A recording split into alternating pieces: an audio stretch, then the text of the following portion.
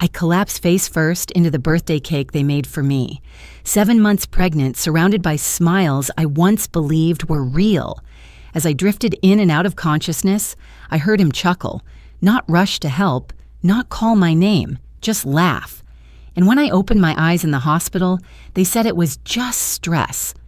But I remembered the way he looked at me before I fell. I wasn't sick, I was targeted. And that's when I realized I wasn't the only woman he had ever smiled at like that. Before she disappeared, the room smelled of vanilla frosting and roasted rosemary. Strings of white lights hung like fragile stars across the ceiling, and a long oak table stretched from wall to wall, filled with food Rachel had only seen on wedding menus. Her mother-in-law, Sylvia, clinked her glass and raised her voice. To Rachel, the most graceful woman to ever carry a Moor. Everyone chuckled politely. Rachel smiled, resting her hand on her swollen belly. She was 7 months in, and though her ankles ached and her back screamed by sundown, today she looked radiant. At least, that's what they told her. Her silk maternity dress clung gently around her waist, and a crystal necklace sparkled against her collarbone. Matt had given it to her just that morning.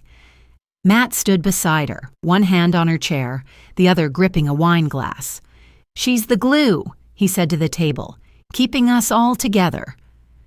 Another round of forced laughter. Rachel caught a flicker in Sylvia's eye, approval mixed with calculation. She eased herself into the antique wooden chair at the head of the table, the one Matt insisted she take. As she sat, the armrest shifted slightly. It wasn't much, just a creak, but enough for her to glance down. One of the screws was halfway out. She blinked, then smiled again when a cousin pointed a camera her way. Plates clattered, forks lifted. Small talk swirled through the room like perfume. Rachel focused on sipping her ginger tea, hoping to avoid another round of, "Are you ready?" questions. She kept her hands gently folded, trying to feel grounded in the blur of attention. "I hope she gives us a boy," someone said near the end of the table. "She will. It's her nature," Sylvia replied, waving her hand like a fortune teller declaring fate. Rachel smiled again, tighter this time. Her stomach rolled. Not from the baby, but from something else, a kind of dizziness. She reached for her glass, but her fingers felt slow. Matt leaned over and whispered near her ear, his voice a notch too casual. "Just a few more weeks." She turned to ask what he meant, but her tongue felt thick. The room blurred. Her hand slipped from the table. Then everything went black. The last thing she saw was Matt's face, expressionless with a smirk rising at the corners of his mouth. When Rachel opened her eyes, she was in a hospital bed. The walls were a pale blue, the lights dim. Machines beeped quietly. Matt sat on the chair across from her, scrolling his phone. He didn't notice she was awake until she moved her head. "Oh, you're up," he said, putting the phone away. "You scared everyone." She tried to sit up, but her body felt like rubber. "What happened?" Matt shrugged. "They think it was stress. The doctor said it's not uncommon, especially in your 3rd trimester. You've been pushing too hard." Rachel blinked. "I haven't." "Let's not argue," he said quickly. "Just rest, okay?" He kissed her forehead with a kind of practiced ease, but something in his touch felt disconnected, performative. The next morning, a nurse came in. Her name tag read Jenna. She was young, with tired eyes and warm hands. As she checked Rachel's pulse, she leaned in slightly. "Don't trust everyone," she whispered, barely audible. "Some things don't add up." Before Rachel could respond, Jenna walked out like nothing had happened. By noon, she was discharged. Sylvia picked them up in her SUV, all smiles and sweet concern. "I told you to slow down, darling. Pregnancy isn't a performance." Rachel nodded, staring out the window. The streets blurred past, but her mind stayed frozen on one image, Matt's smirk as she collapsed. That night, tucked under warm blankets, she lay in bed while Matt took a call in the hallway. The door wasn't fully closed. "She'll bounce back," he said, his voice low, "but she needs to be weaker." We can't risk her digging. A pause. Then, I'll handle it, just be ready when it's done. Rachel didn't move, didn't breathe. Her fingers clutched the edge of the sheet like it was the only thing keeping her tethered to this world. The next morning, while Matt was in the shower, she walked to the living room, heart pounding. She reached behind the curtain rod, where she had hidden a small device weeks ago, ever since the day Sylvia told her, "Every perfect woman keeps the home perfect," and pressed a button. The tiny light blinked red. The camera had been recording everything. I smiled when Sylvia brought me breakfast the next morning, pretending not to notice the way her eyes scanned me like a patient she expected to relapse. "Egg whites and chamomile tea," she said sweetly, "perfect for recovery." I thanked her, as if the words didn't catch in my throat. They thought I had reset, that the fall had scrambled something, reset my instincts, drained the questions from my blood. I let them believe that. I floated through the days with deliberate softness, laughing at Matt's dry jokes, complimenting Sylvia's floral arrangements, even thanking her when she corrected how I folded the towels. I was gentle, compliant, harmless. But every night after the lights went out and the walls stopped echoing voices, I wrote. I logged what time Sylvia entered the guest room, when Matt checked the front door lock, twice, always twice. I noted the whispers through the vents and the third drawer in the kitchen that always stuck, no matter how many times it was fixed. I became a quiet archivist of my own life. And then, one night, I noticed it. My tea tasted metallic. Just slightly, enough to scrape at the back of my throat. I said nothing, finished the cup, and saved a bit in a vial I kept hidden in the back of the bathroom cabinet behind a box of prenatal vitamins. The next morning, Sylvia offered oatmeal and a smile. "Feeling more like yourself?" "I think the rest helped," I replied, and spooned the oatmeal into my mouth like a good girl. That night, I didn't sleep. I sat in the dark and read medical journals on herbal sedatives. One caught my attention.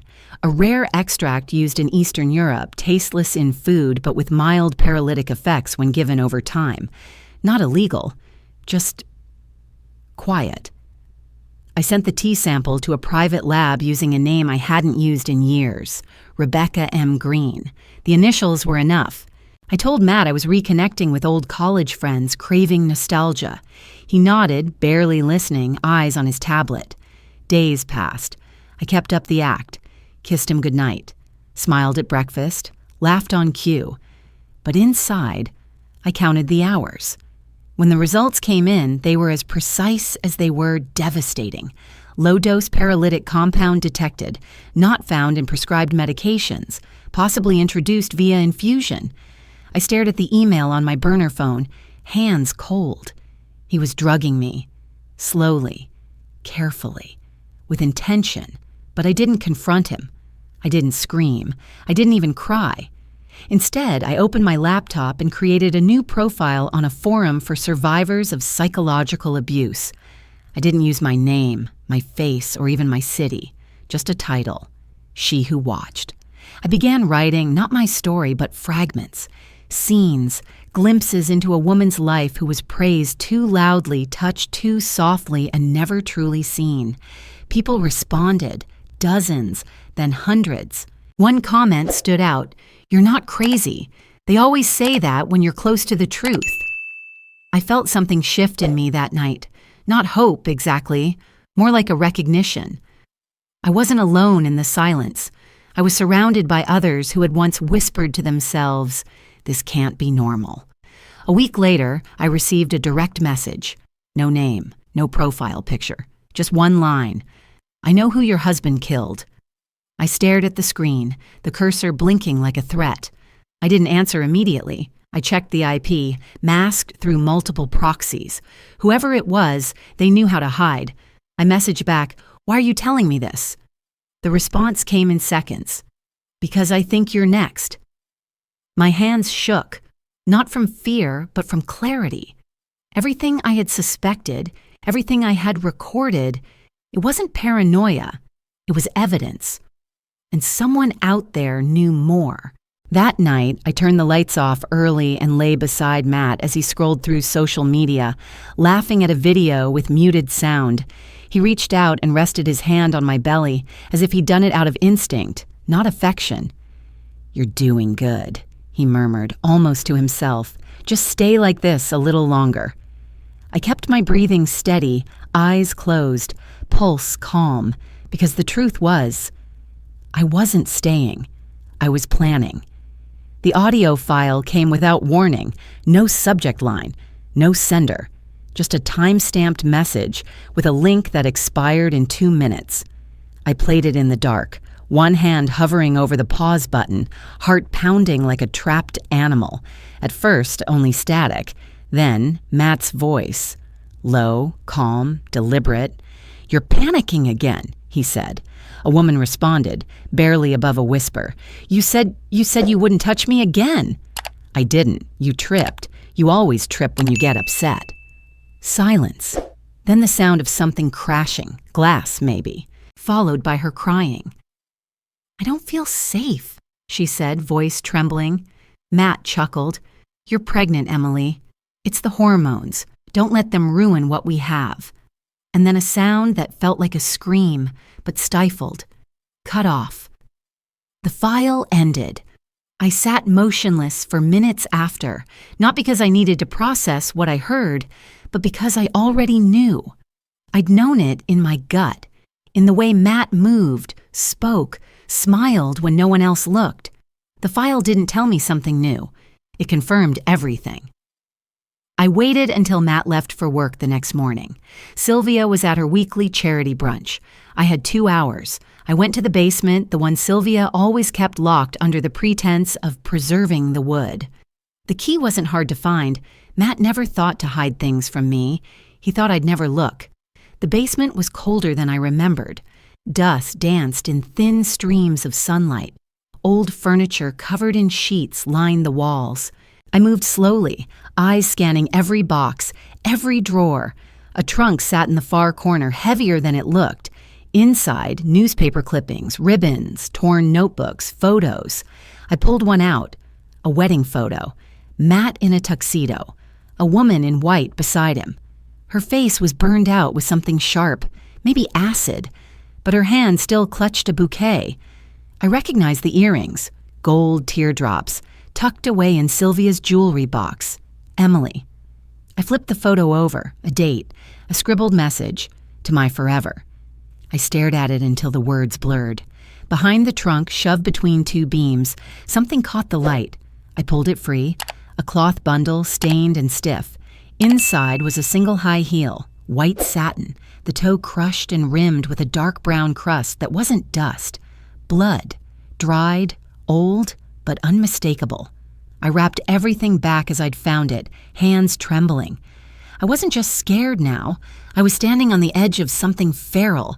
He had done this before, and no one had stopped him. That night, I didn't sleep.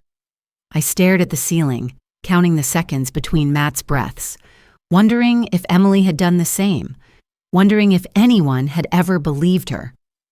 The next morning, I took the photo and the shoe to the local police station. I asked for a detective, gave my name, explained what I found. I waited for outrage, urgency. Instead, I got polite discomfort. "We appreciate your concern, Mrs. Moore," the officer said, hands folded. "But these items aren't sufficient to prove any criminal wrongdoing. There's no official record of Matt Moore being married prior. No missing person case filed under Emily with that timeline. Unless you have a body or a formal complaint from a relative, I'm afraid." "You're saying she never existed?" "I'm saying, legally, we don't have enough." I walked out without replying.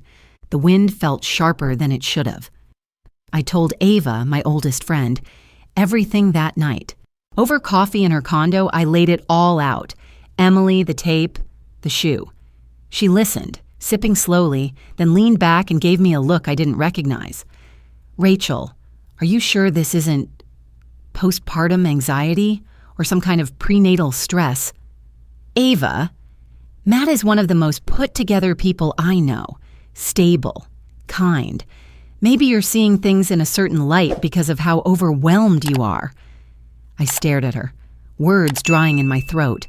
She wasn't dismissing me out of malice. She just didn't believe it was possible, and that was worse. I left without finishing the coffee. I didn't call my mother, didn't message my cousins. I knew what would happen. The silence that follows disbelief cuts sharper than any rejection. That night, I stood alone in our bedroom, looking at the frame on Matt's desk, our wedding photo. I reached behind it where he kept his locked drawer and used a screwdriver to pop it open. Inside, insurance forms, bank documents, antilles, and a sealed envelope with my name. I opened it. Inside was a DNA profile, mine. Highlighted in yellow were genetic markers, and next to that, a second page, fertility analysis, notes in Matt's handwriting, confirmed compatibility, no hereditary diseases, strong mental health history. My body turned cold. I wasn't his wife. I was his project. The warehouse smelled like old wires and dried paint, but Rachel didn't care. She needed somewhere blank, somewhere she could build a lie that was real enough to hold a mirror to the truth. She rented the space under a different name and brought in the exact same couch from her living room, same wallpaper, same curtain fabric. It was unsettling how easily her life could be duplicated, almost like it had always been a set. She hired actors, one to play a man like Matt, cold and charming, another to be the mother-in-law, passive-aggressive with perfect posture, the dialogue mostly hers, lifted from memory. She didn't even have to exaggerate. They rehearsed scenes where the husband offered compliments that tasted like control, where the mother-in-law insisted that a woman who rests too much becomes unreliable, where the pregnant wife smiled until her jaw ached. The entire thing was filmed like a reality show, tight camera angles, uncomfortable pauses, no music, just raw tension. She titled it Perfect Nest and uploaded it anonymously to Reddit, then clipped parts for TikTok under a throwaway handle. Within 24 hours, the videos caught fire. People debated if it was satire, horror, or reality. Comment sections exploded. "This feels too real." My ex used to say the same line about rest making women lazy. Is this acting? If not, someone needs to get out of that house. Rachel watched the chaos from a distance, hands steady on her laptop. It wasn't revenge. It was recognition. She wasn't trying to hurt Matt. She was trying to dismantle the world that let him exist unnoticed. 3 nights later, Matt walked into the bedroom with a grin on his face. "You have to see this," he said, tossing his phone on the bed. "Some chick made this fake abuse show. It's hilarious how dramatic women get when they're bored." Rachel picked up the phone. There, on his screen, was her couch, her wallpaper, her life, and his comment under the video. "Women these days should win Oscars for this kind of acting." She handed the phone back without blinking. "Wild," she said. "People really go far for attention." But she knew what came next. The second video dropped a day later. No more dramatized acting. This time, she used actual footage, unedited audio of Matt's voice. Not the worst clips, just the subtle ones. The jokes at her expense, the gaslighting, the patronizing reassurances. She blurred his face, lowered the pitch slightly, but the words were untouched. "You always forget things. That's why I handle the money. You're too emotional to understand how wills work, babe. If you stop questioning everything, you'd sleep better." The video ended with a black screen. This isn't fiction. You've heard this voice before. And the internet lost its mind. Within hours, strangers were digging, comparing voice clips, matching couch fabrics. A subreddit spun up to identify the man. People analyzed the blur pattern, enhanced the sound, pulled location data from meta tags Rachel had intentionally left partially visible. Then someone found a wedding registry from 4 years ago. Then someone else found a Zillow listing with the same living room layout. And then his name, Matt Moore. The dominoes fell fast after that. Rachel didn't celebrate. She sat in her car outside a grocery store watching her reflection in the rearview mirror as her phone buzzed nonstop. Matt's law firm issued a statement of no comment. His family foundation's donations were paused pending internal review. His mother's Instagram, once filled with flower arrangements and more legacy hashtags, was wiped clean. And Matt? Matt went live. A YouTube live stream, shirt crisp, lighting clean. He smiled like he always did. Sympathy on the surface, contempt in the corners. I understand some people are confused, he began, voice as smooth as ever. Someone out there is trying to damage my name, my family's name. But these videos, they're edited. They're taken out of context, and frankly, they're dangerous. Rachel watched without emotion, waiting, until she saw it. Behind him, barely in frame, on the kitchen counter, a small amber bottle. No label, but familiar. She zoomed in, the same bottle he'd once tucked away in the back of their spice cabinet, the one that didn't belong. Comments poured in. What's that behind him? Yo, is that the same bottle from Epper or two of Perfect Nest? Someone call the FBI. This man is cooked. The live chat spiraled into chaos. Matt noticed too late. He reached back, moved the bottle, but the damage was done. Screenshots were already everywhere.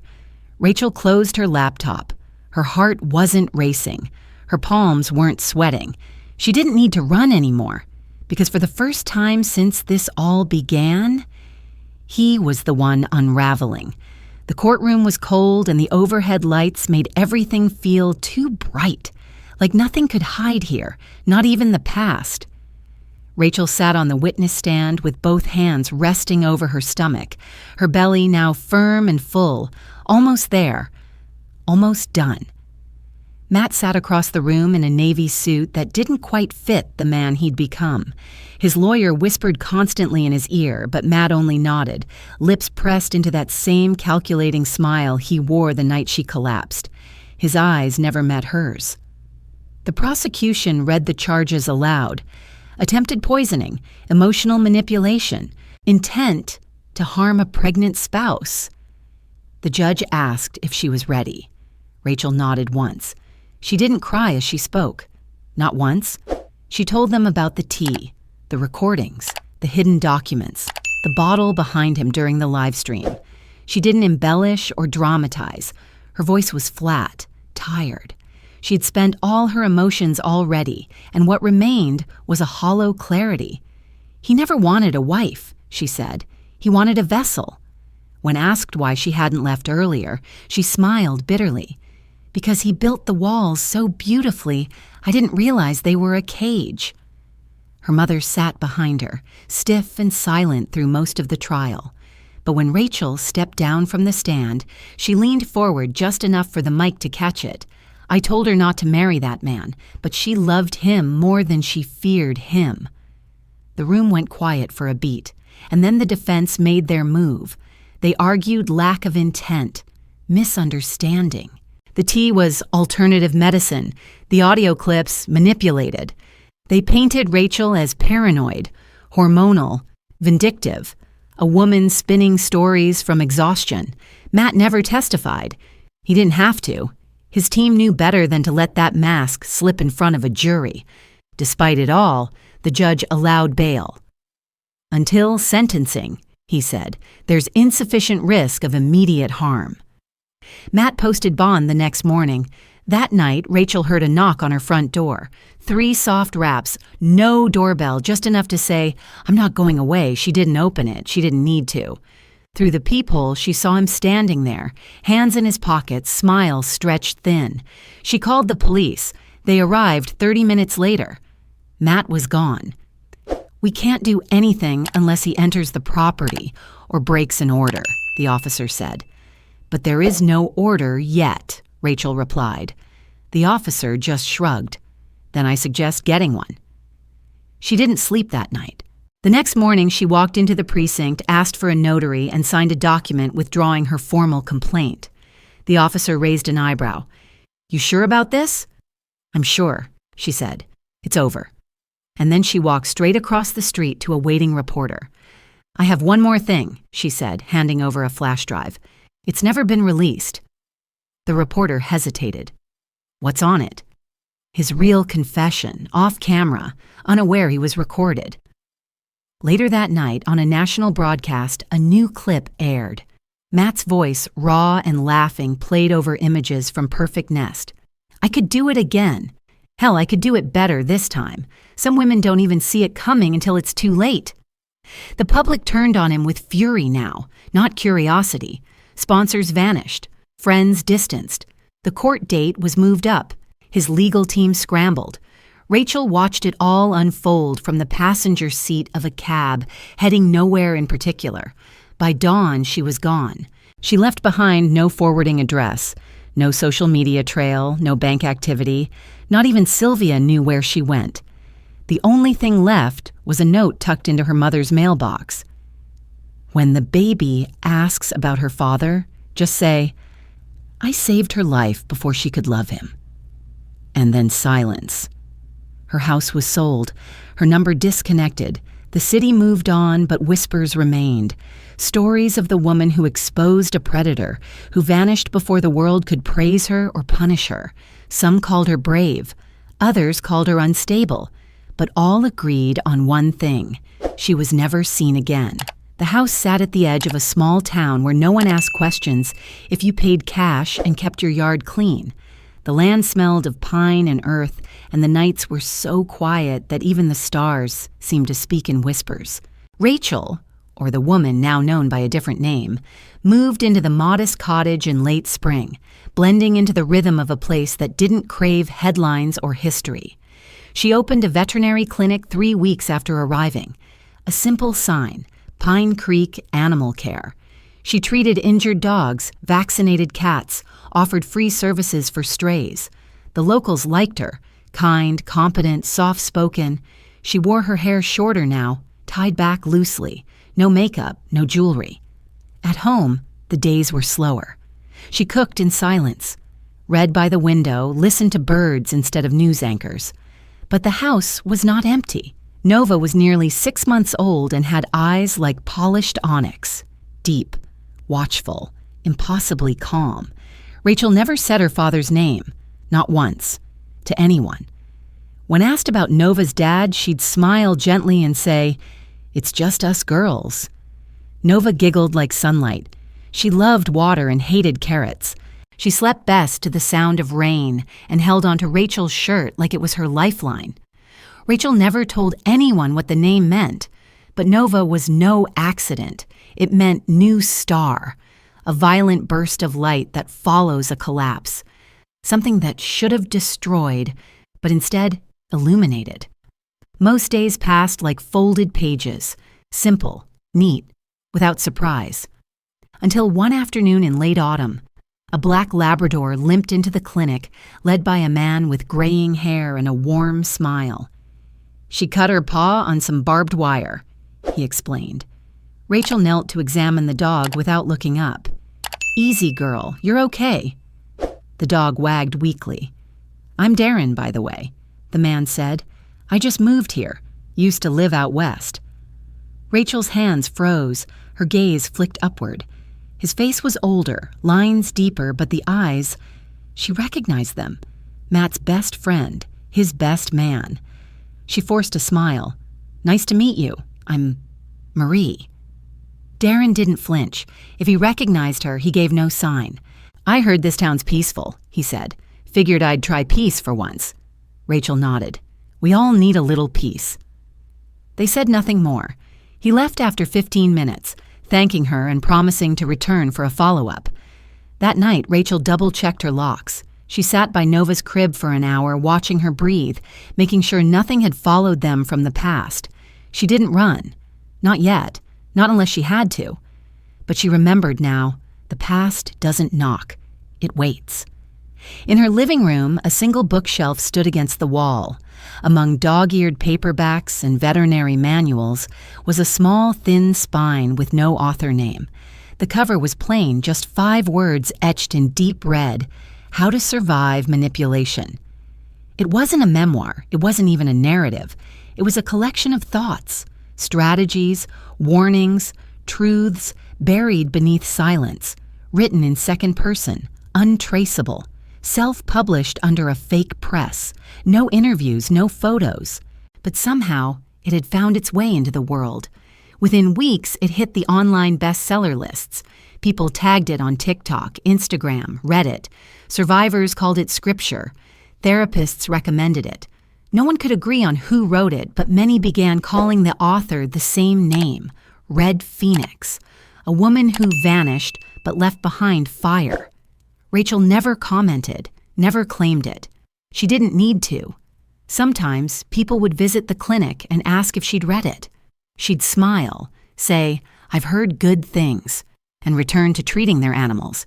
She didn't crave recognition. She craved invisibility. But before she closed the clinic each night, she'd touch the book's spine gently. Not for pride, for proof. She hadn't disappeared. She had evolved. One morning, a reporter came to town, said she was doing a story on anonymous authors changing the world, asked Rachel for a quote. Rachel declined politely. "Off the record?" the reporter asked, hopeful.